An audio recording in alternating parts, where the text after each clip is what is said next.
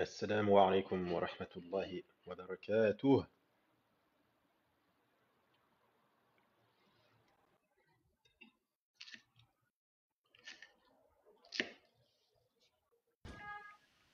السلام عليكم. وعليكم السلام ورحمة الله.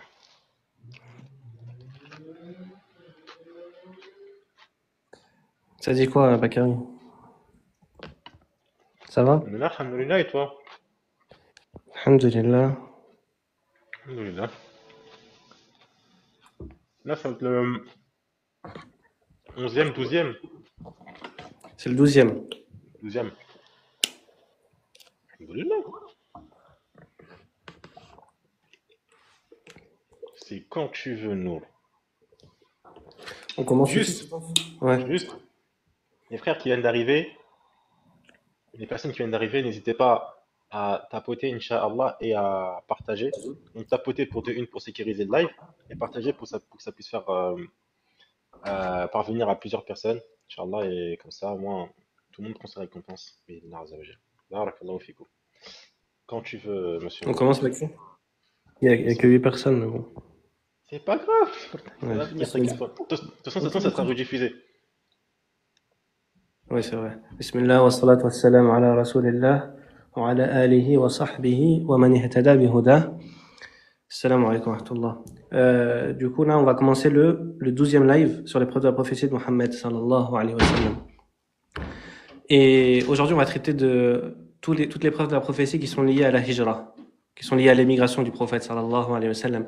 Avant ça, avant de passer justement à la hijra et à Médine, on va essayer de rappeler vite fait tout ce qu'on a vu dans les 11 premiers lives sur les preuves de la prophétie de Mohammed sallallahu alayhi wa sallam à la Mecque. On va pas rentrer dans les détails. Si vous voulez les détails, c'est tout rediffusé sur les lives de la chaîne. Taïeb. Alors, attends une seconde. Taïeb. Bismillah. Donc, déjà, on a vu l'état de la Mecque avant que le prophète sallallahu alayhi wa sallam il soit envoyé comme prophète, avec le polythéisme, le meurtre des filles vivantes, l'alcool, la fornication, la débauche, l'usure, etc. On a vu aussi l'état de Médine avant l'envoi du prophète sallallahu alayhi wa sallam, avec les Haus et les Khazraj qui se faisaient des guerres sans cesse. Et que le prophète sallallahu alayhi wa sallam a réussi à réunir. On a vu aussi les Juifs de Médine qui attendaient justement un prophète. On a vu la preuve indéniable avec Sourate 2 verset 89. Ensuite, concernant la naissance du prophète sallallahu alayhi wa sallam, on a vu le miracle concernant l'histoire de l'éléphant et que c'était quelque chose de transmis massivement qui est indéniable. On a vu que le prophète sallallahu alayhi wa sallam il était né orphelin et malgré ça il est parvenu à s'opposer aux élites de Quraysh. On a vu que le prophète sallallahu alayhi wa sallam, avant la révélation, il y avait des preuves indéniables de sa véracité et de sa loyauté avant le début de la révélation. On a vu les preuves qu'il avait jamais été un poète, le prophète alayhi salatu wassalam, et pourtant il est arrivé avec un livre, avec une éloquence que les Arabes n'ont jamais réussi à défier. On a vu les preuves qu'il savait ni lire ni écrire, que les polythéistes, ils connaissaient rien des histoires des anciens prophètes, et pourtant le prophète sallallahu alayhi wa sallam, il est arrivé avec une science des gens du livre, et les histoires des prophètes détaillées, alors que personne ne connaissait ces histoires parmi les polythéistes. On a réfuté l'ambiguïté concernant Waraqa, il me semble que c'était dans le 3e live. On a vu que le prophète alayhi salatu wassalam, lui qui était père de 4 filles, qu'il avait un commerce avec une bonne situation, le prophète alayhi salatu wassalam, qu'il était très aimé de son peuple, avec une réputation irréprochable, et pourtant le prophète alayhi salatu wassalam, d'un seul coup, il a bouleversé sa situation, celle de sa famille et celle de son peuple, alayhi salatu wassalam. On a vu le miracle de la lune fendue, on a vu le miracle de la fumée aussi. On a vu le miracle quand Abu Jahl, il a voulu atteindre le prophète sallallahu alayhi wa sallam et qu'il a été repoussé parce qu'il a vu des flammes. On a vu que les accusations des polythéistes, c'était des preuves en elles-mêmes de la prophétie de Mohammed sallallahu alayhi wa sallam. Ils l'ont accusé d'être devin parce qu'il ramenait des connaissances sur le passé que personne ne connaissait et il prophétisait des choses futures.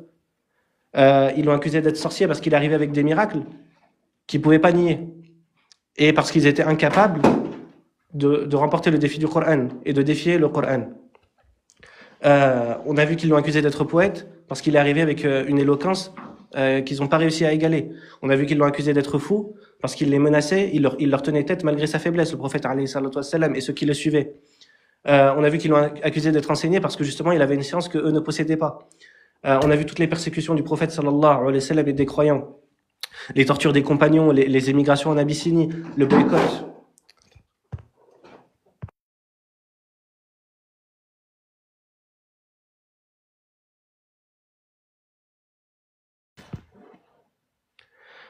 Euh, J'en étais où? Ah oui, les persécutions du prophète sallallahu alayhi wa sallam et des croyants. On a vu les tortures des compagnons, les immigrations en Abyssinie, le boycott dans la vallée d'Abu Talib pendant les années 7 à 10 après la révélation.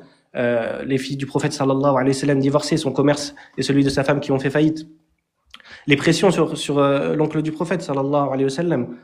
Quand il était aussi menacé d'assassinat on a vu les violences physiques qu'il a subies le prophète alayhi salatu wassalam, quand il a été étranglé, quand ils ont renversé sur lui les entrailles de la chamelle, etc., etc. Et on a vu que malgré ça, Allah, il prophétisait, il annonçait au prophète sallallahu alayhi wa sallam la victoire des croyants.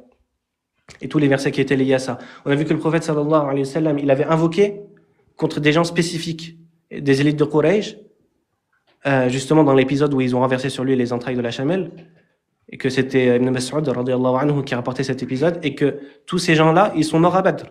On a vu que le prophète sallallahu alayhi wa sallam, il a annoncé à Khabbab radiyallahu anhu que sa religion, elle se répandrait jusqu'au Yémen. On a vu aussi les caractéristiques de ceux qui le suivent, le prophète alayhi salatu wa sallam. On a vu que c'était les faibles et les pauvres qui le suivaient, et qu'Allah, il commandait au prophète sallallahu alayhi wa sallam de rester avec eux et de pas écouter les polythéistes, alors que le prophète sallallahu alayhi wa sallam, il avait rien à tirer d'eux. On a vu aussi comment Allah il a blâmé le prophète sallallahu alayhi wa sallam dans surat Abasa. On a vu comment c'était une preuve de sa prophétie. Le fait que le prophète alayhi salatu wa sallam, il acceptait aucune concession, aucun compromis. Et malgré ça, malgré les propositions de Quraysh, qui lui ont promis les biens, le pouvoir, les femmes, etc. Et ça, on a vu que c'était une preuve de la sincérité du prophète sallallahu alayhi wa sallam. On a réfuté les ambiguïtés concernant les mariages du prophète alayhi salatu wa sallam.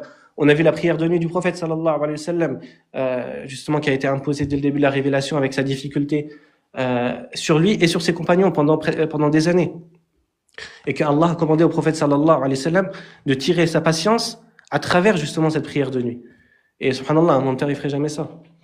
Et qui s'imposaient des adorations plus lourdes que les autres croyants, comme par exemple la prière de nuit, ou comme par exemple le fait de jeûner plusieurs jours d'affilée.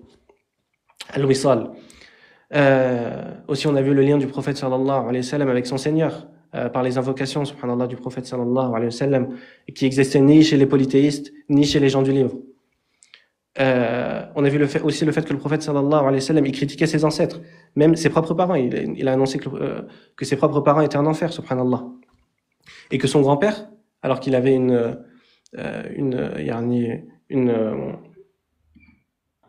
réputation, hein? Ah, une réputation. Oui, une très bonne réputation à la Mecque. Et pourtant, le prophète sallallahu alayhi wa sallam, au lieu de s'élever à travers son grand-père, à travers le bon statut de son grand-père, il a annoncé que sa religion était fausse et qu'il allait en enfer aussi. Et on a vu aussi les gens du livre qui avaient reconnu la prophétie de Mohammed sallallahu alayhi wa sallam. On a vu la réponse du prophète sallallahu alayhi wa sallam aux questions des rabbins. Quand les polythéistes ils sont allés poser des questions justement aux juifs de Médine pour tester le prophète alayhi salatu wa sallam. On a vu le miracle du prophète sallallahu alayhi wa sallam quand il a décrit avec précision Bayt al-Maqdis après l'ascension nocturne. Et que juste après, Allah lui a imposé 5 prières malgré la difficulté et la situation dans laquelle le prophète sallallahu alayhi wa sallam il était. On a vu la persévérance et la patience du prophète sallallahu alayhi wa sallam malgré toutes les moqueries, les persécutions. Quand il allait trouver les tribus arabes, il essuyait refus après refus le prophète alayhi salatu wa sallam. Et pourtant il persévérait. Et qu'Allah a descendu plein de versets justement pour stabiliser le prophète alayhi salatu wa sallam et l'encourager avec les histoires des persécutions des anciens prophètes. Et aussi, on a vu l'année difficile du prophète sallallahu alayhi wa sallam, l'année du chagrin, quand son oncle il est mort, Abu Talib, et sa femme Khadija radiyallahu anha, et quand il est allé à Taïf aussi. Et on a vu les Ansar, justement, à la fin de cette période-là, période mécoise, qui sont en eux-mêmes une preuve de la prophétie de Mohammed sallallahu alayhi wa sallam, parce qu'ils ont tout laissé pour lui. Les Ansar, ils ont tout laissé pour le prophète alayhi salatu wa sallam, alors qu'ils n'avaient pas de lien de parenté avec lui. Et le prophète alayhi salatu wa sallam, il avait rien à leur offrir. Donc, qu'est-ce qui a amené à cette foi extraordinaire, subhanallah? Ils ont accepté d'être sous son autorité, alayhi salatu wassalam, alors que lui-même, il venait affaibli, il venait persécuté de son peuple. Ils sont tombés en martyrs pour son message. On a vu justement que c'était lié parce qu'ils savaient que les Juifs attendaient et étaient menacés, non, que les Juifs menaçaient les polythéistes de Médine par la venue d'un prophète. Et aussi, on a vu la prophétie de Sourate 30 au dernier live, Surat Ar-Rum, quand le prophète alayhi salatu wassalam, il a prophétisé la victoire des Romains sur les Perses, subhanallah. On a vu que c'était un des plus grands retournements de l'Empire romain de toute l'Antiquité, subhanallah. Et que c'était une prophétie extrêmement risquée, surtout dans la situation dans laquelle le prophète sallallahu alayhi wa sallam il était. Taïeb. Ça, c'est toutes les preuves qu'on a vues résumées. Maintenant, on va passer à l'émigration.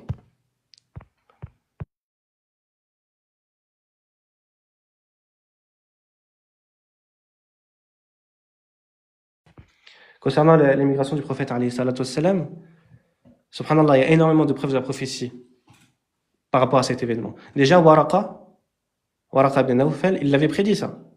Il avait prédit que le prophète alayhi salatu wassalam, il serait exclu de son peuple. Il lui avait déjà dit au prophète alayhi salatu wassalam dès le début de la révélation. Et il y a énormément de versets qui descendent dans le Coran qui parlent justement à la Mecque, qui parlent des anciens peuples et des anciens prophètes qui ont été exclus par leur peuple à cause de leur message. Par exemple, وَقَالَ الَّذِينَ كَفَرُوا لِرُسُلِهِمْ لَنُخْرِجَنَّكُمْ مِنْ أَرْضِنَا أَوْ لَتَعُودُنَّ فِي مِلَّتِنَا فَأَوْحَى إِلَيْهِمْ رَبُّهُمْ لَنُهْلِكَنَّ الظَّالِمِينَ وَلَنُسْكِنَنَّكُمُ الْأَرْضَ مِنْ بَعْدِهِمْ ذَلِكَ لِمَنْ خَافَ مَقَامِي وَخَافَ وَعِيدِ. Et ceux qui ont mécru dirent à leurs messagers: nous vous expulserons certainement de notre territoire, à moins que vous ne réintégriez notre religion. Alors leur Seigneur leur révéla: assurément, nous anéantirons les injustes, et nous vous établirons dans le pays après eux. Cela est pour celui qui craint ma présence et craint ma menace. Ça, c'est dans Surat Ibrahim. Et énormément d'histoires de prophètes, par exemple Lut, par exemple Shu'aib, لَتَكُونَنَّ مِنَ الْمُخْرَجِينَ, ils ont dit à Lut, alayhi salam, ou لَنَخْرِجَنَّكَ يَا شُعَيْبُ وَالَّذِينَ آمَنُوا مَعَكَ مِنْ قَرْيَتِنَا. Ils ont dit ça, ils ont menacé Shu'aib de l'exclure de son peuple. Et Allah subhanahu wa ta'ala, il a promis au prophète alayhi salatu wassalam, déjà à la Mecque, c'était déjà prophétisé, qu'il allait revenir victorieux à la Mecque, avant même l'émigration. Il y a plusieurs versets qui évoquent cela. Déjà, le verset qu'on a vu juste avant. Quand les mécréants disent nous vous expulserons certainement de notre territoire à moins que vous ne réintégriez notre religion, alors leur Seigneur leur révéla, c'est-à-dire aux croyants, assurément, nous anéantirons les injustes et nous vous établirons dans le pays après eux. Tu vois, Bakary? Non. Dans le verset, Allah il parle de l'histoire d'ancien messager qui justement a été exclu ou menacé plutôt d'exclusion par leur peuple. Et Allah, il rapporte que ces messagers-là, qu'est-ce qu'Allah il leur a révélé? Assurément, nous anéantirons les injustes et nous vous établirons dans le pays après eux. Nous vous établirons dans le pays après eux. Cela est pour celui qui craint ma présence et craint ma menace. Donc là, il y a une promesse implicite, comme Allah a sauvé les anciens messagers, subhanahu wa ta'ala, il allait faire de même avec le prophète, alayhi salatu wassalam, même s'il l'exclut.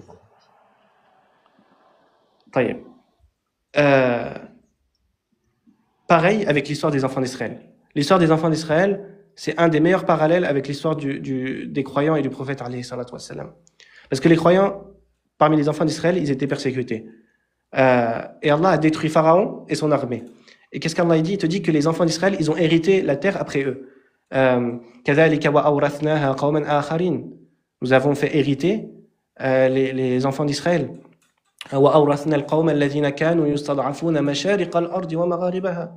Et nous avons fait hériter le peuple qui était opprimé, de la terre.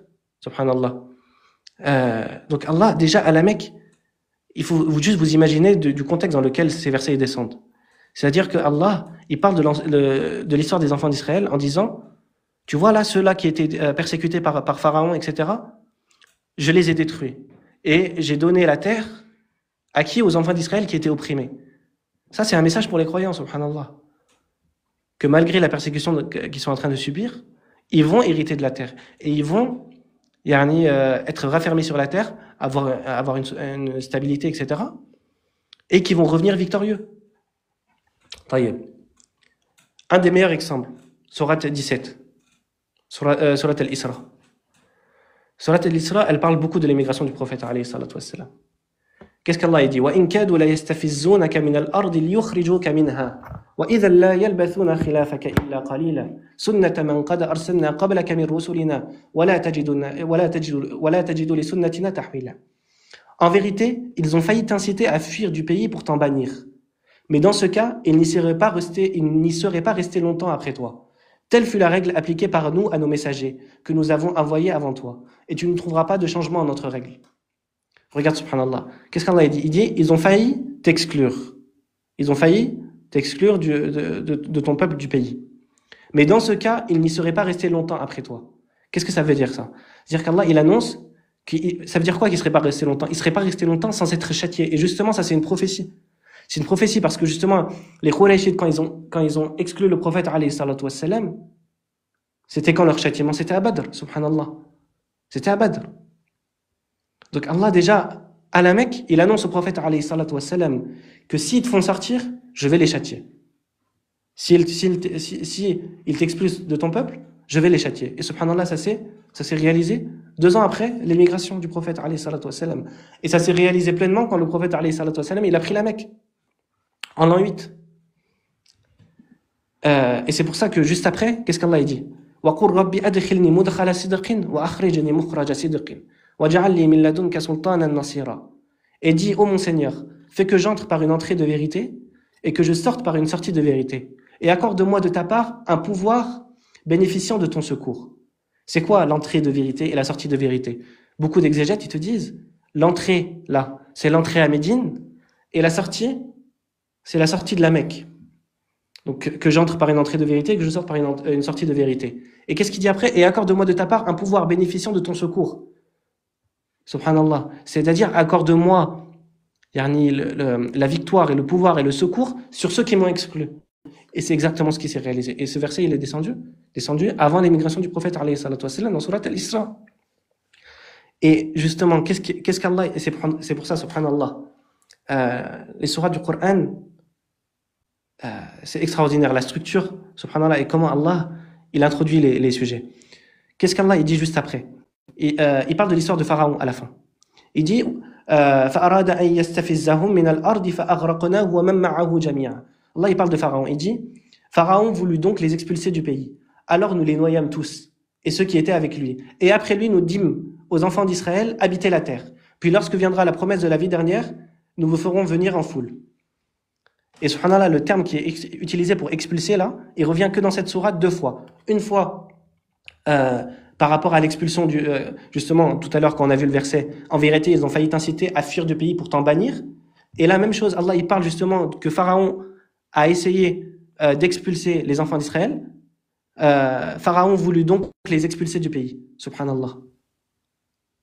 Mais c'est quoi cette annonce justement d'Allah subhanahu wa ta'ala au prophète sallallahu alayhi wa sallam? Tu vois Pharaon là, il a essayé d'expulser les enfants d'Israël. Qu'est-ce qui s'est passé? J'ai englouti Pharaon, et après lui, nous dîmes aux enfants d'Israël, habitez la terre. La terre, c'est vous les croyants qui allez l'hériter.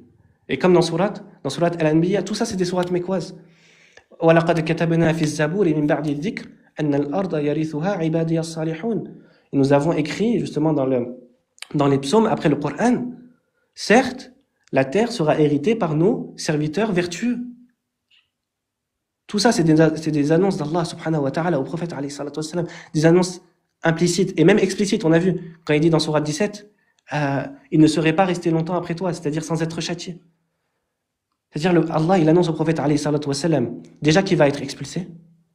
Il annonce au prophète alayhi salatu wassalam que s'il expulse, il va châtier ceux qui l'ont exclu, c'est-à-dire les Qurayshites, ce qui s'est accompli à Badr, et qui va justement lui accorder la terre après eux. Et justement, le prophète, alayhi salatu wassalam, il reprend la Mecque en l'an 8 de l'Hégire. Subhanallah. Dans la situation qu'on a vue là, on a vu que le prophète, sallallahu alayhi wa sallam, il était avant l'émigration. Tayyib. Sourates qui sont très importantes concernant l'émigration du prophète, alayhi salatu wassalam, et qui préparent le prophète, alayhi salatu wassalam, et les croyants à la hijra, à l'émigration. C'est, subhanallah, celui qui médite sur ces sourates, il verra la beauté extraordinaire du Coran. Subhanallah. Sourate 28 et sourate 29. Sourate Al-Qasas et sourate Al-Ankabut. Dans sourate 28, Allah, il raconte l'histoire de Moussa, alayhi salam. Il raconte l'histoire de Moussa, alayhi salam, mais sur un angle particulier. sur le début de sa naissance jusqu'à ce qu'il arrive justement à quitter l'Égypte, pardon, à aller à Madian, et lorsqu'il revient justement à Pharaon. Je vous lis les versets. Pharaon était hautain sur terre. Ça, c'est le début de la sourate. Pharaon était hautain sur terre. Il répartit en clans ses habitants. Afin d'abuser de la faiblesse de l'un d'eux, il égorgeait leurs fils et laissait vivantes leurs femmes. Il était vraiment parmi les fauteurs de désordre. Mais nous voulions favoriser ceux qui avaient été faibles sur terre et en faire des dirigeants et en faire des héritiers. Subhanallah. Et les établir puissamment sur terre. Et faire voir à Pharaon, à Haman et à leurs soldats ce dont ils redoutaient. Subhanallah. Ça, c'est en parallèle direct avec la situation dans laquelle le prophète, alayhi salatu wassalam, il est avec les croyants. Bon, ce verset, je vais le décaler. Ensuite, Allah, il raconte comment Moussa, alayhi salam, il quitte l'Égypte. Il sortit de là craintif. Moussa, alayhi salam, il sortit de là craintif, regardant autour de lui. Quand Moussa, alayhi salam, il part de l'Égypte, il a peur. Il a peur, pourquoi? Parce que les pharaons et les notables, etc., ils cherchent à le tuer. Il sortit de là craintif, regardant autour de lui. Il dit, Seigneur, sauve-moi de ce peuple injuste. Et lorsqu'il se dirigea vers Madian, il dit, je souhaite que mon Seigneur me guide sur la voie droite. Donc Allah, dans aucune autre sourate, Allah, il parle de l'immigration de Moussa alayhi salam. Il parle dans aucune autre sourate de l'immigration de Moussa alayhi salam à Madian. Et qu'est-ce qu'il dit aussi dans la sourate? Il parle du moment où justement, quand la mère de Moussa alayhi salam, elle a été séparée de son fils, quand elle l'a justement mis dans l'eau, qu'est-ce qu'Allah dit? Ainsi nous le rendîmes à sa mère, afin que son œil se réjouisse, qu'elle ne s'affligea pas et qu'elle sût que la promesse d'Allah est vérité. Mais la plupart d'entre eux ne savent pas. Et là, le verset central, c'est lequel? Celui à la fin de la sourate. Celui qui t'a prescrit le Coran te ramènera certainement là où tu souhaites retourner. Regarde, subhanallah. Inna alladhi farada alayka al-Qur'an la radduka ila ma'ad. Celui qui t'a prescrit le Coran, c'est-à-dire Allah, te ramènera certainement là où tu souhaites retourner. Dis, mon Seigneur connaît mieux celui qui a apporté la guidée et celui qui est dans un égarement évident. Ce verset-là, il a été révélé entre la Mecque et Médine. C'est le seul verset d'ailleurs qui a été révélé entre la Mecque et Médine, c'est-à-dire durant l'émigration du prophète. Allah, il lui annonce explicitement qu'il va retourner à Médine, à la Mecque, en vainqueur. Te ramènera certainement là où tu souhaites retourner. Subhanallah. Attends, je vais monter la charge une seconde.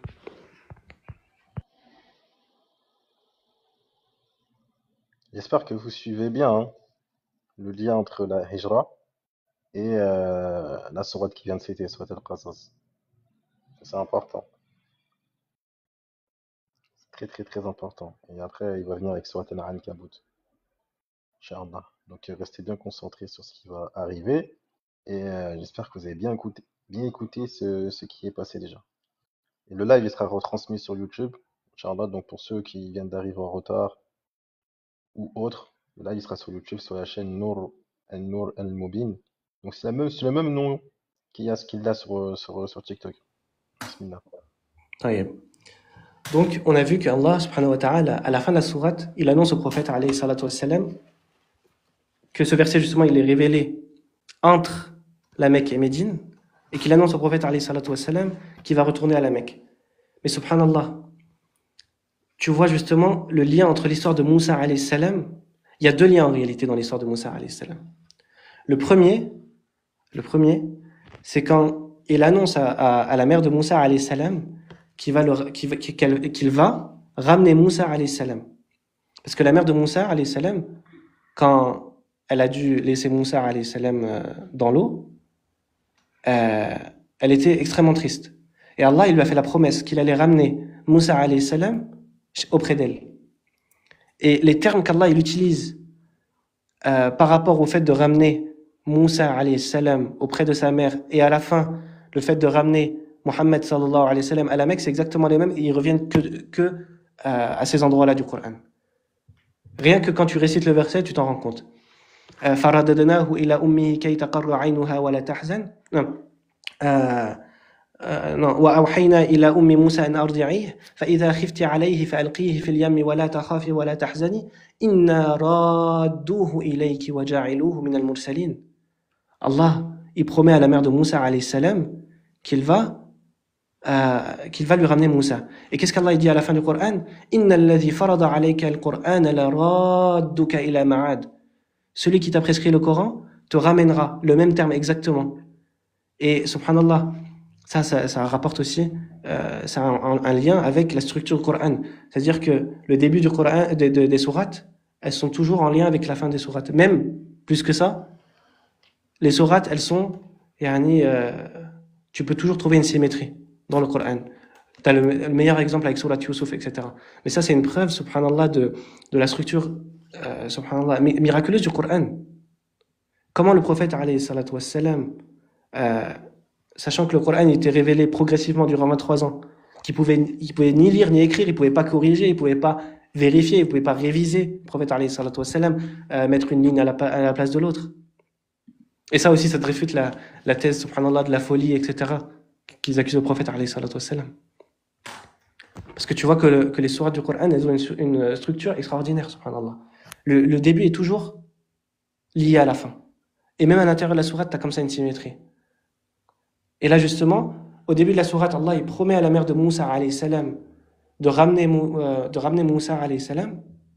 Et à la fin, Allah, de la même manière, il promet au prophète sallallahu alayhi wa sallam de le ramener à la Mecque. Pourquoi? Parce que le prophète alayhi salatu wa sallam, il aimait énormément la Mecque. Et justement, c'est pour ça que Ibn Abbas radiyallahu anhuma, qu'est-ce qu'il rapporte? Lorsque le messager d'Allah sallallahu alayhi wa sallam sortit de la Mecque, il dit: certes, par Allah, je sors de toi, et je sais que tu es la plus aimée des contrées d'Allah auprès d'Allah, et la plus honorable auprès d'Allah. Si tes habitants ne m'avaient pas expulsé de toi, je ne serais pas sorti. Donc la douleur que le prophète sallallahu alayhi wa sallam il ressent quand il quitte la Mecque, quand il quitte son pays, c'est la même que quand la mère de Moussa alayhi salam, elle se sépare de son fils, subhanallah. Ça, c'est le premier lien. C'est la première promesse. Mais il y a une promesse encore plus explicite. Parce qu'Allah, il parle justement de l'histoire de Moussa alayhi salam quand il a dû émigrer à Madian. C'est la seule sourate qui parle de ça. Et subhanallah, c'est dans cette sourate où Allah il promet au prophète sallallahu alayhi wa sallam de le ramener à la Mecque. Dans un verset qui est descendu, subhanallah, le seul verset qui est descendu durant l'émigration du prophète, alayhi salatu wassalam. C'est là où tu vois le parallèle entre l'histoire des prophètes et l'histoire de Mohammed, alayhi salatu wassalam. Il faut toujours garder ça à l'esprit quand on lit les histoires des prophètes. Donc, Allah, il promet au prophète, sallallahu alayhi wa sallam. Tu vois, Moussa, alayhi salam, c'est quoi les parallèles avec l'histoire du prophète, sallallahu alayhi wa sallam? Il est sorti d'Égypte craintif. Et Mohammed, sallallahu alayhi wa sallam, pareil, il est sorti craintif. Parce qu'il voulait l'assassiner, et ça on le reverra plus tard. Taïeb. Et Moussa alayhi salam, combien de temps il est resté? Il est resté à Madian. Dans la sourate, on te dit entre 8, soit 10 ans. Le temps justement de servir l'homme qui l'a accueilli. Subhanallah. Et le prophète alayhi salatu wassalam, il est resté combien de temps à Médine? Subhanallah, 10 ans. Et 8 ans quand il a pris la Mecque. 8 ans avant de prendre la Mecque et 10 ans à Médine avant de mourir, alayhi salatu wassalam. Subhanallah, tellement de parallèles entre les deux. Et justement, Moussa alayhi salam, il est sorti comme ça, craintif de l'Égypte, et il revient vainqueur, alayhi salam. Et tu vois comment Allah, il prend soin de lui à Madian. Et sa situation, elle s'améliore à Madian, et ensuite il revient en vainqueur sur Pharaon, et il détruit Pharaon. Moussa alayhi salam. De la même manière, le prophète alayhi salatu wassalam, même s'il est exclu, Allah il lui promet, il te dit, tu vois comme Moïse, il est parti quelques années d'Égypte, il est parti à Madian, je vais te ramener victorieux comme j'ai ramené Moussa alayhi salam, victorieux en Égypte, et que j'ai détruit Pharaon. Comme le prophète alayhi salatu wassalam, il a détruit les ennemis de l'islam.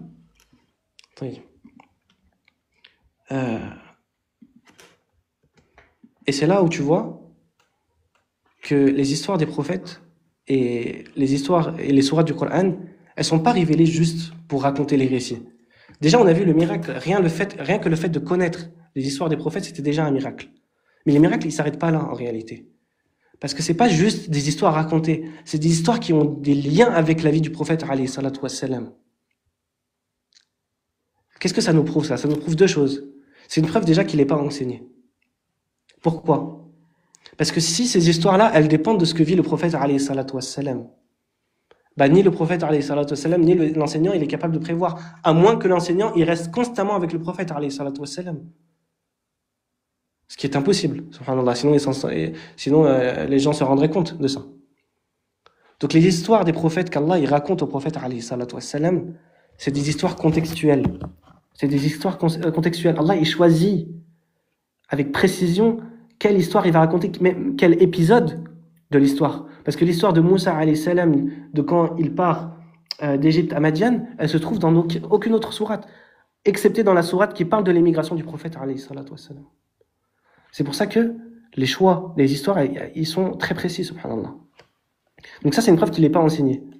Et aussi, il y a une deuxième preuve, c'est que ces récits, ils viennent pour conforter le prophète alayhi salatu wassalam et rassurer le prophète alayhi salatu wassalam. Ne t'inquiète pas, j'ai sauvé Moussa alayhi salam, donc je te sauverai de la même manière. Mais un menteur, il va jamais se conforter lui-même. Et un enseignant, il va jamais conforter le prophète alayhi salatu wassalam, ça n'a aucun sens. Mais comme le prophète alayhi salatu wassalam, il est convaincu que ça vient de son Seigneur, que ça vient du Seigneur des mondes, oui, dans ce cas-là, ça l'aidait à patienter face à ces épreuves, alayhi salatu wassalam. Et c'est comme ça qu'il faut lire les histoires des prophètes. Juste, je vous donne un exemple de comment l'inspirer de l'histoire des anciens prophètes pour réagir et dans sa vie en général. Ibn Mas'ud radiyallahu anhu, il rapporte que le jour de Hunayn, le messager d'Allah sallallahu alayhi wa sallam privilégia certains dans le partage du butin. Le hadith, il est dans le Bukhari et Muslim. Il accorda 100 chameaux à Aqra ibn Habis et autant à Uyayna ibn Husun. Il fit aussi des dons à quelques notables arabes et les privilégia ce jour-là. Un homme dit: par Allah, c'est là un partage sans la moindre justice et qui ne recherche pas le visage d'Allah. Donc là, cet homme-là, il a accusé le prophète sallallahu alayhi wa sallam de quoi? De ne pas être juste. Taïeb. Il y a un croyant qui était là quand cet homme a dit ça. Qu'est-ce qu'il a dit? J'ai alors dit, par Allah, c'est-à-dire c'est Ibn Mas'ud, par Allah, j'en informerai le messager d'Allah sallallahu alayhi wa sallam. J'allais donc le trouver et lui fit part de ce que j'avais entendu. Le visage du messager d'Allah sallallahu alayhi wa sallam changea de couleur si bien qu'il vira au rouge. Subhanallah. Vous voyez l'état de colère du prophète alayhi salatu wa sallam quand il a entendu ça, subhanallah, comment tu accuses le messager d'Allah sallallahu alayhi wa sallam d'être injuste. Il déclara: qui fera preuve de justice si Allah et son messager ne le font pas? Et qu'est-ce qu'il dit juste après? Puis il dit: Rahimallahu Moussa, laqad udhiya akthara min dhalika fa sabar. Qu'Allah fasse miséricorde à Moïse. Il fut davantage offensé, et pourtant il se montrera patient. Regarde la situation dans laquelle le prophète sallallahu alayhi wa sallam il est. Il est accusé d'injustice. Son visage, il devient rouge, subhanallah, tellement il est en colère. Qu'est-ce qu'il se rappelle à ce moment-là?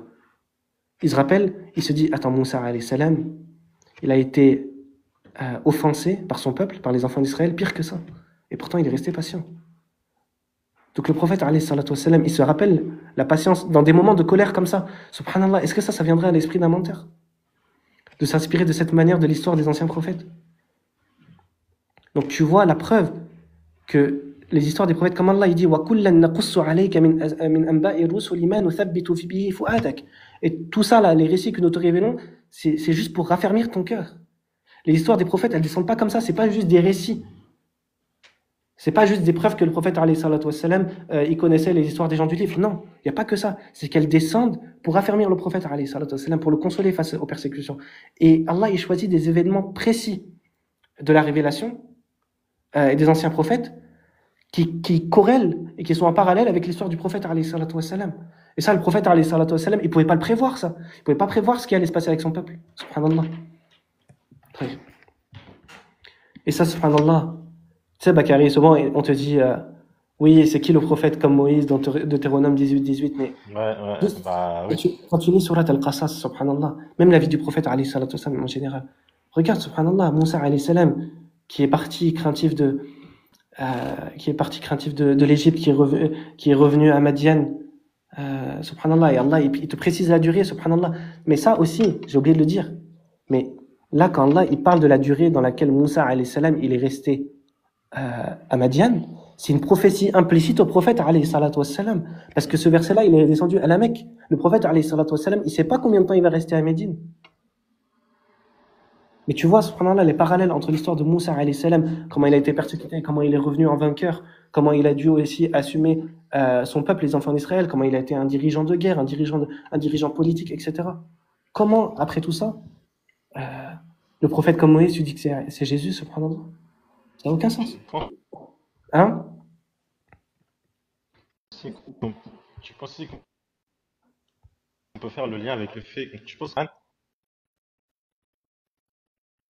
qui était révélé à Mohammed sallallahu alayhi Hum. T'as wa sallam.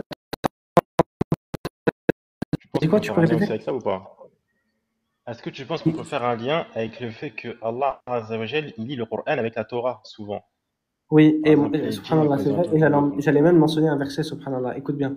Inna arsalna Mhm. ilaykum rasulan. Et regarde, surat al-Muzammil, elle fait partie des premières sourates révélées. On a vu parce que surat al-Muzammil, c'est celle qui parle de la prière de nuit du prophète, alayhi salatu wassalam. Et qu'est-ce qu'Allah il Non. dit? Il dit, nous avons certes envoyé vers vous un prophète comme nous avons envoyé à Pharaon un messager. Je vous ai envoyé un prophète, vous les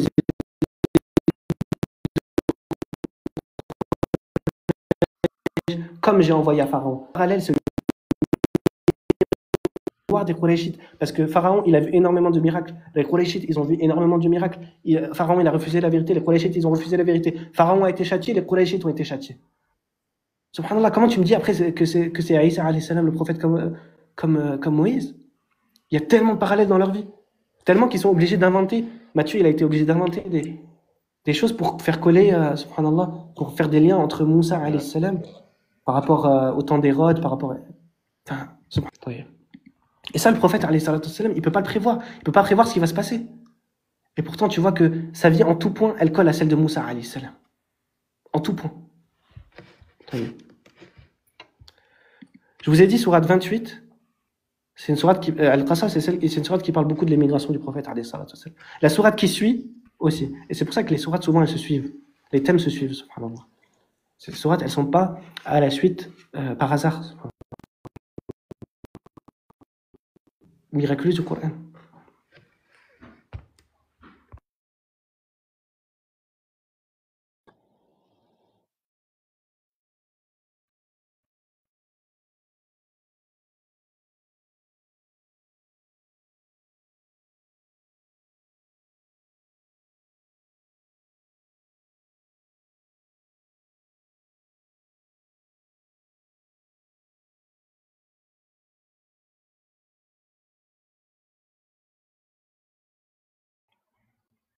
Donc pour ceux qui viennent d'arriver, le live, vous inquiétez pas, le live, il sera retransmis sur YouTube. Camille, est-ce que... Non, c'est moi, je suis en rouge. Ok. Parce que j'ai un problème de connexion à la maison. Ok, parce que je pensais que ça venait de moi. Taïeb. On passe à sourate 29. Sourate 29, Al-Ankabut, elle met l'accent sur la difficulté, les épreuves, etc. La persécution dans le sentier d'Allah. Et c'est une sourate qui parle énormément d'émigration. Allah, il commence la sourate en disant, est-ce que les gens pensent que l'on les laissera dire, nous croyons sans les éprouver? Subhanallah. Et juste après, qu'est-ce qu'il dit? Au verset 6, et quiconque lutte, ne lutte que pour lui-même. Car Allah peut se passer de tout l'univers. Qu'est-ce qu'il dit à la fin de la sourate? Est-ce que je vous disais, même dans sourate 28, c'est la même chose. Qu'est-ce qu'il dit au dernier verset? Et quant à ceux qui luttent pour notre cause, nous les guiderons certes sur nos sentiers. Allah est certes avec les bienfaisants.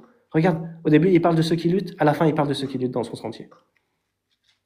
Tu vois, subhanallah, la sourate. Et toute la sourate, elle va parler de l'émigration. Regarde, verset 26. Allah, il parle de l'histoire de Lut, alayhi salam, de Ibrahim, alayhi salam. Et qu'est-ce qu'il rapporte ensuite? Il dit, moi, j'émigre vers mon Seigneur. Ibrahim, alayhi salam. Moi, j'émigre vers mon Seigneur, car c'est lui le Tout-Puissant, le Sage. Regarde, inni muhajirun ila rabbi. Ça, c'est une sourate mécoise, subhanallah. Mais il n'y a aucun autre. C'est ça, en fait. Allah, il met les histoires des éléments des histoires des prophètes dans certaines sourates et pas dans d'autres. Parce qu'elles sont en lien avec le contexte dans lequel le prophète sallallahu alayhi wa sallam et les croyants y vivent. Donc Allah, il rapporte la parole d'Ibrahim alayhi salam. Moi, j'émigre vers mon Seigneur, car c'est lui le Tout-Puissant, le Sage. Qu'est-ce qu'il dit ensuite dans la sourate? Verset 56. Ô mes serviteurs qui avez cru, ma terre est bien vaste, adorez-moi donc. Pourquoi il dit ma terre est bien vaste? Parce que si là vous êtes persécutés, ma terre elle est vaste, vous pouvez partir ailleurs. C'est un appel à l'émigration. Qu'est-ce qu'il dit juste après? Toute âme goûtera à la mort. Ensuite, c'est vers nous que vous serez ramenés. Dans le sens, ne craignez pas la mort. Parce que c'est possible, et c'est déjà arrivé, que ceux qui ont émigré avec le prophète, alayhi salatu wassalam, ils sont morts sur le chemin, parce que c'est pas facile, subhanallah. C'est pas facile, et les polythéistes, ils sont à leur trousse. Nour, Oui, Nour, oui, par rapport au verset que tu as cité juste avant, ma terre est bien oui, vaste, adorez-moi. Donc, ça veut dire qu'en gros, comme tu viens de dire, en gros, donc si vous êtes persécuté, vous pouvez aller autre part pour mieux m'adorer, justement. C'est ça? c'est ça, exactement, subhanallah. Ok. Barakallahu Et fik. qu'est-ce qu'il dit juste après? Et quant à ceux qui croient et accomplissent de bonnes œuvres, nous les installerons certes à l'étage dans le paradis sous lequel coulent les ruisseaux, pour y demeurer éternellement. Quelle belle récompense que ceux qui font le bien, qui endurent et placent leur confiance en leur Seigneur. Et c'est pour ça que même dans Sourate 16, juste après avoir mentionné l'émigration, Allah il parle de la même chose. Il dit ceux qui endurent et placent leur confiance en leur Seigneur. Parce que forcément, quand tu vas faire l'émigration, tu vas devoir tout laisser derrière toi. Subhanallah. Tu vas devoir laisser tes demeures, tes biens, ta famille, etc. Pour ça qu'Allah, il dit ceux qui endurent et placent leur confiance en leur Seigneur. Et qu'est-ce qu'il dit juste après? Que de bêtes ne se chargent point de leur propre nourriture. C'est Allah qui les nourrit ainsi que vous. Et c'est lui l'audient et l'omniscient, subhanallah. Allah, il leur parle de la subsistance. Il leur dit, il y a plein de bêtes elles cherchent pas leur nourriture d'elles-mêmes, c'est Allah qui les nourrit. Et donc, c'est comme Allah, il les nourrit, il est capable de vous nourrir vous aussi. C'est Allah qui les nourrit ainsi que vous.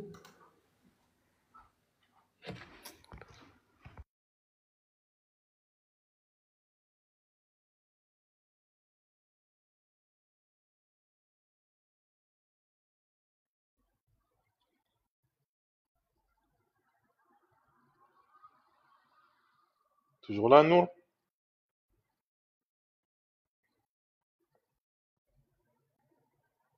Ouais, je suis là, désolé. Taïeb. Justement, Allah, il parle justement de la subsistance qu'il va accorder à ceux qui émigrent, subhanallah. Parce que ceux qui émigrent, ils sont forcément obligés de tout laisser derrière eux. Et ça te fait penser aussi, ça te fait penser à quelle parole dans les évangiles Bakari, Deux. de Isa alayhi salam.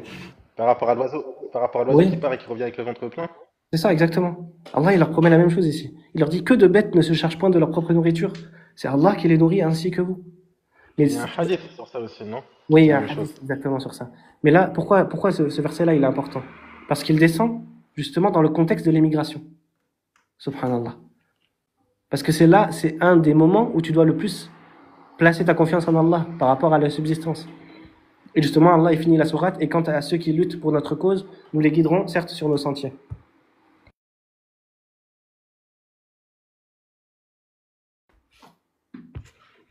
طيب.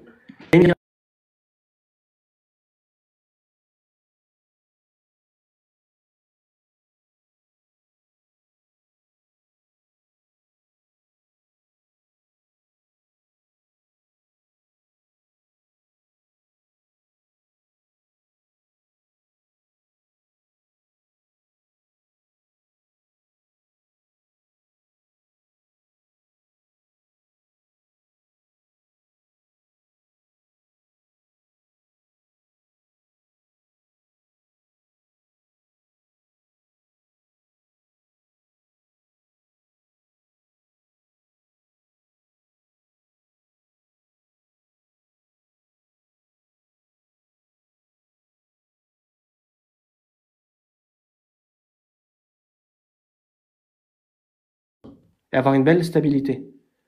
Quand il a voulu partir pour Médine, les polythéistes, ils lui ont dit, attends, c'est grâce à nous que tu es devenu riche. Donc maintenant, tu laisses tout. Si tu veux partir, tu laisses tout. Tu laisses tout ce que tu as gagné. Et Suhaib, radiallahu anhu, il est parti, subhanallah. Et qu'est-ce qu'il a dit le prophète, alayhi salatu wassalam, quand Suhaib, il est arrivé à Médine? Il lui a dit, Rabih al-bay'. C'est-à-dire, dans le sens, euh, ton, le commerce que tu as fait a été réussi, subhanallah. Tu as fait le bon choix, subhanallah. Et c'est pour lui que le verset a été descendu. Il y a parmi les gens celui qui se sacrifie pour la recherche de l'agrément d'Allah. وَمِنَ النَّاسِ مَن يَشْرِي نَفْسَهُ ابْتِغَاءَ مَرْضَاتِ اللَّهِ وَاللَّهُ رَءُوفٌ بِالْعِبَادِ. Et aussi l'histoire de Mus'ab ibn Umayr. L'histoire de Mus'ab ibn Umayr. Qu'est-ce qu'il dit Khabbab dans le Bukhari, radiallahu anhu? Il rappelle l'histoire de Mus'ab. On l'a vu déjà. Nous avons émigré avec le prophète sallallahu alayhi wa sallam pour l'agrément d'Allah. Ainsi, notre récompense est devenue due et certaine auprès d'Allah. Certains d'entre nous sont décédés sans rien recevoir de la récompense ici-bas. L'un d'eux était Mus'ab ibn Umayr, qui fut martyrisé le jour de Uhud, ne laissant qu'un manteau rayé de laine. Quand nous couvrions sa tête, ses pieds restaient découverts. Et quand nous couvrions ses pieds, sa tête restait découverte. Subhanallah. Mus'ab ibn Umayr, il faisait partie des gens à la Mecque qui sont partis, ils ont rien laissé avec eux. Subhanallah. Et Mus'ab ibn Umayr, il est mort le jour de Uhud, c'est-à-dire 3 ans après l'hégire. Il n'avait plus rien avec lui, même un vêtement. Il trouvait même pas un vêtement pour le couvrir entièrement. Subhanallah. Et justement, Abdurrahman ibn Auf, radiallahu anhu, quand il mentionnait l'histoire de Mus'ab ibn Umayr, il pleurait, subhanallah. Il n'arrivait même pas à manger. Radiallahu anhu. Donc ça, c'est une preuve de quoi? C'est une preuve claire. L'émigration, c'est une preuve claire de la sincérité des croyants, subhanallah. Déjà, ils ont émigré en Abyssinie, oubliez-le pas. Ils ont émigré 2 fois. Certains ont émigré 2 fois en Abyssinie. Et là, l'émigration à Médine, subhanallah. Et à côté de ça, rappelez-vous de tous les versets qui promettent au prophète sallallahu alayhi wa sallam de le ramener victorieux à la Mecque, qui promettent au prophète sallallahu alayhi wa sallam de pouvoir châtier ceux qui l'ont persécuté, c'est-à-dire les Qurayshites. Et c'est ce qui va se passer à Badr, subhanallah. Taïeb. Donc là, on va reprendre l'histoire de l'émigration, si on a un peu de temps, Inch'Allah. Il reste 15 minutes. C'est ça. Il dit ça bug. Ça bug, Bakary, quand je parle? Non, c'était tout à l'heure, c'était tout à l'heure. Taïeb. Ok. C'était moi Donc qui. comment ça a commencé déjà, l'émigration? Le prophète sallallahu alayhi wa sallam, quand il était à la Mecque, il dit aux musulmans: en rêve, on m'a montré le lieu de votre émigration. Une terre de palmiers dattiers entre 2 montagnes. 2 terrains pierreux. Alors certaines personnes émigrèrent à Médine et la plupart de ceux qui avaient auparavant émigré au pays d'Abyssinie retournèrent à Donc là, le prophète déjà, alayhi salatu wa salam, il a vu un rêve. Après tout ce qui s'est passé avec les Ansar, etc., il a vu en rêve Médine. Au début, le prophète, alayhi salatu wa salam, comme c'est rapporté dans un autre hadith, il ne savait pas que c'était Médine. Il pensait que c'était Al-Yamama. Il pensait que c'était Al-Yamama. Mais comme il s'est passé ce qui s'est passé avec les Ansar, etc., ça lui est apparu que finalement c'était Médine, subhanallah. Taïeb. Et qu'est-ce qu'il rapporte Al-Bara? Il dit: les premières personnes qui vinrent à nous furent Mus'ab ibn Umayr. Subhanallah. Les premières personnes qui sont arrivées à Médine, c'était Mus'ab ibn Umayr, celui dont je vous ai parlé tout à l'heure, et Ibn Maktoum, c'est l'aveugle qu'on a vu dans l'histoire de Surat Abasa. Puis vinrent à nous Ammar ibn Yasir et Bilal, qu'on a déjà vu dans les persécutions des croyants. Subhanallah. Taïeb.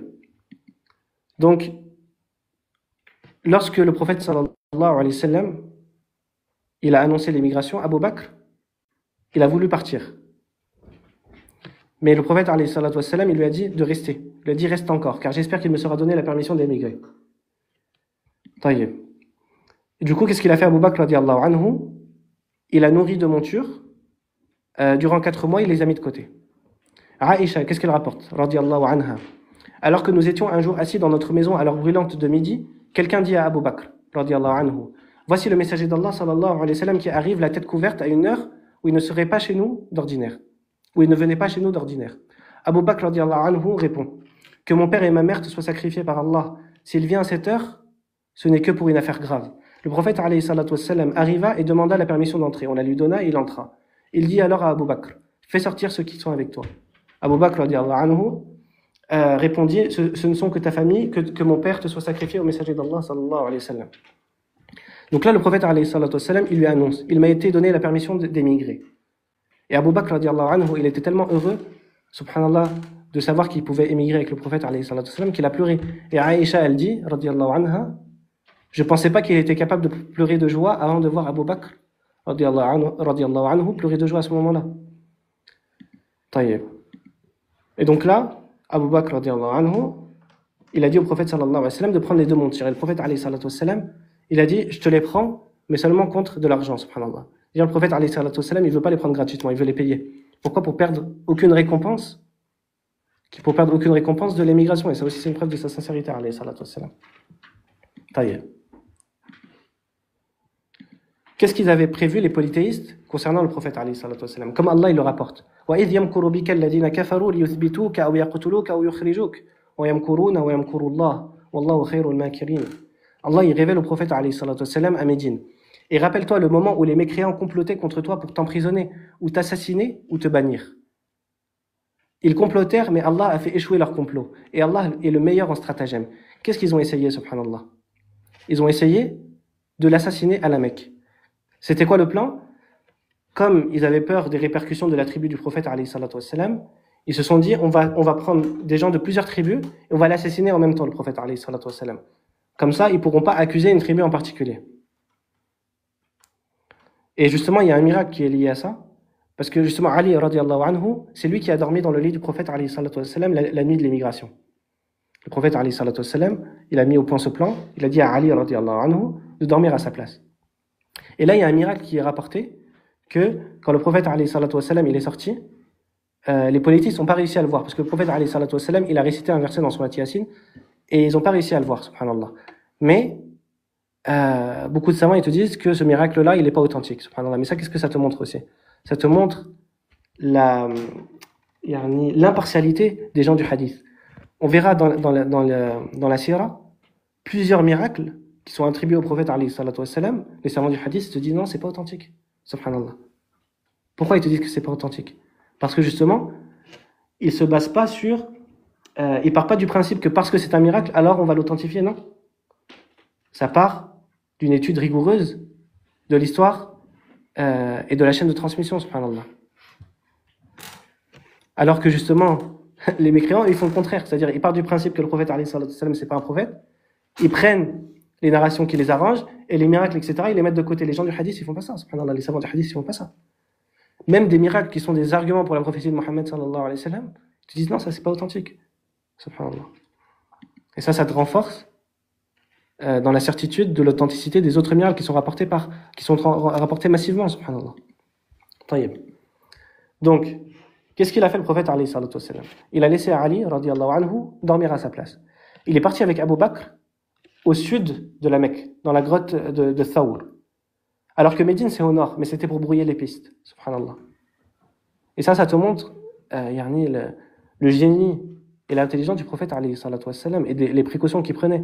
Et ça réfute ceux qui te disent par rapport à la thèse de la folie, etc., subhanallah. Comment le prophète, alayhi salatu wassalam, avec toute cette stratégie militaire, même plus tard dans les batailles de Badr, dans la bataille de Uhud, de l'Ahzab, etc., le prophète, alayhi salatu wassalam, malgré sa minorité militaire, il arrive à prendre le dessus, pas seulement sur les Qurayshites, il arrive à prendre le dessus sur toute l'Arabie. Et après, ses compagnons, ils prennent le dessus sur l'Empire perse et l'Empire romain, subhanallah. Est-ce qu'un fou, il est capable d'un génie militaire comme celui-ci, subhanallah? Taïb.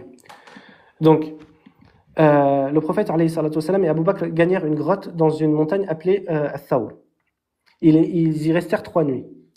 Donc, c'était quoi le plan? C'était que le fils de Abu Bakr, radiallahu anhu, c'est lui qui cherchait les informations auprès des Mécois et après il allait les ramener au prophète, alayhi salatu wassalam, et à Abu Bakr qui était dans la grotte. Et aussi, il y avait Amir ibn Fuhayra qui était l'affranchi de Abu Bakr qui leur ramenait du lait à boire le soir à Abu Bakr radiallahu anhu et au prophète, alayhi salatu wassalam. Taïb. Et là, vous connaissez tous l'histoire, subhanallah, quand les polythéistes, ils sont partis aux trousses du prophète, alayhi salatu wassalam, ils ont réussi, malgré le fait que le prophète, alayhi salatu wassalam, il a essayé de brouiller les pistes, etc., ils sont parvenus près de la grotte, subhanallah. Qu'est-ce qu'il rapporte Abu Bakr, radiallahu anhu, dans le Bukhari? Il dit, j'ai dit au prophète, sallallahu alayhi wa sallam, alors que nous étions dans la grotte, si l'un d'entre eux regardait sous ses pieds, il nous verrait. Alors le prophète, sallallahu alayhi wa sallam, lui répondit, que penses-tu, ô Abu Bakr, de 2 personnes dont Allah est le 3e? Et Allah, il rapporte ça dans le Coran aussi. Cet événement-là, il est rapporté dans le Coran. Illa tansuruhu faqad nasarahu Allah. Si vous ne lui portez pas secours, Allah l'a déjà secouru. Lorsque ceux qui avaient mécru l'avaient banni, 2e de 2, c'est-à-dire Abu Bakr radiallahu anhu. Quand ils étaient dans la grotte et qu'il disait à son compagnon, à Abu Bakr, ne t'afflige pas car Allah est avec nous.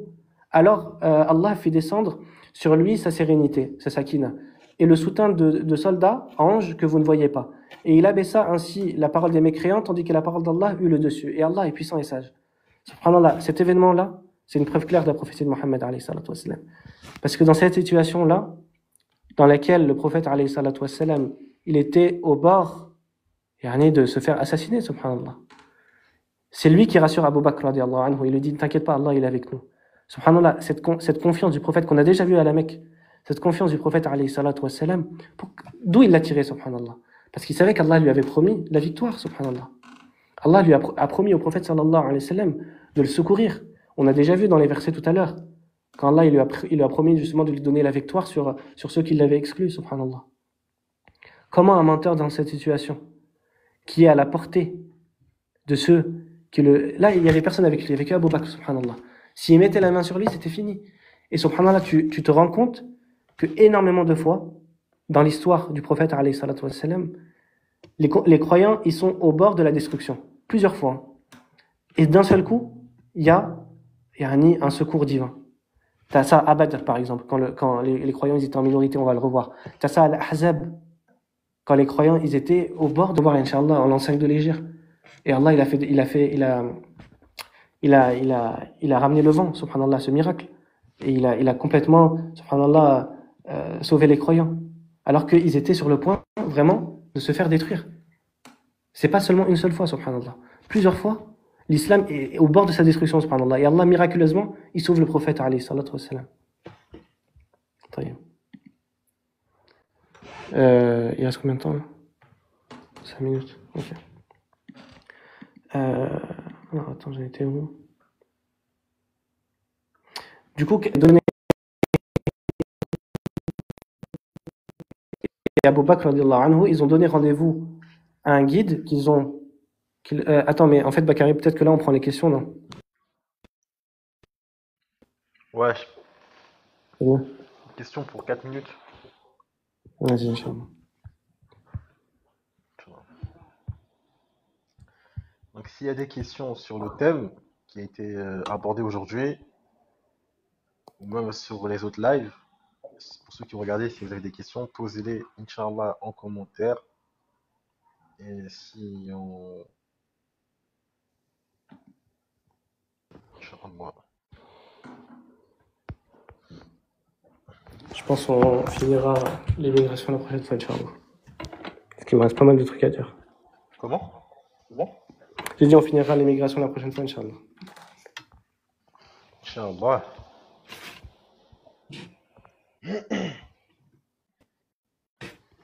Est-ce qu'il y a des questions, les frères?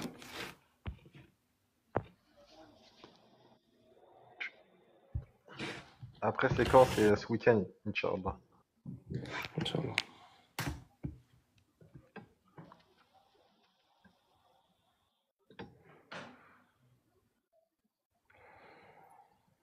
Oui, Inch'Allah, on va reprendre sur l'épisode de la grotte et on verra la suite, Inch'Allah. Inch'Allah.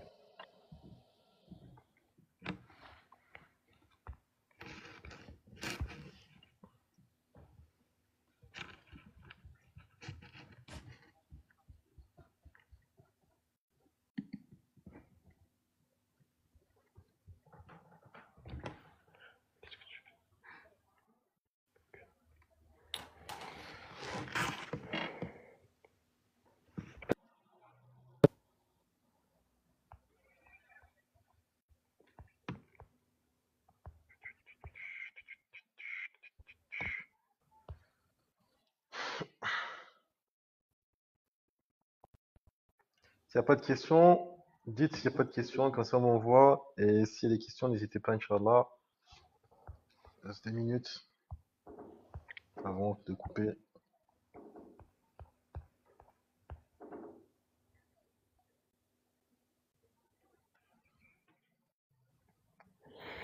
Quel est le meilleur livre sur la biographie du prophète sallallahu alayhi wa sallam? Pour quelqu'un qui débute, je pense que le Nectar cacheté, c'est pas mal.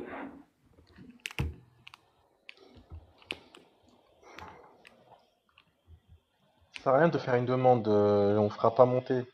Parce que c'est pas le but aujourd'hui.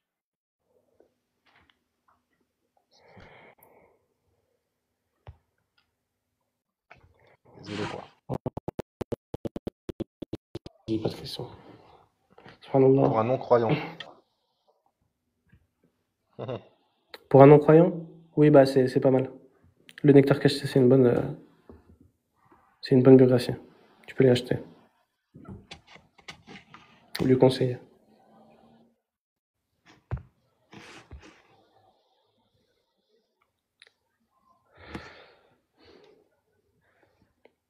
سبحانك اللهم ربنا وبحمدك أشهد أن لا إله إلا أنت أستغفرك وأتوب إليك الله أعلم Allahu a'la wa a'lam wa billahi tawfiq. Assalamu alaikum wa rahmatullahi wa barakatuh. Wa salam wa rahmatullahi wa barakatuh. Youssef, t'es en retard. Allez.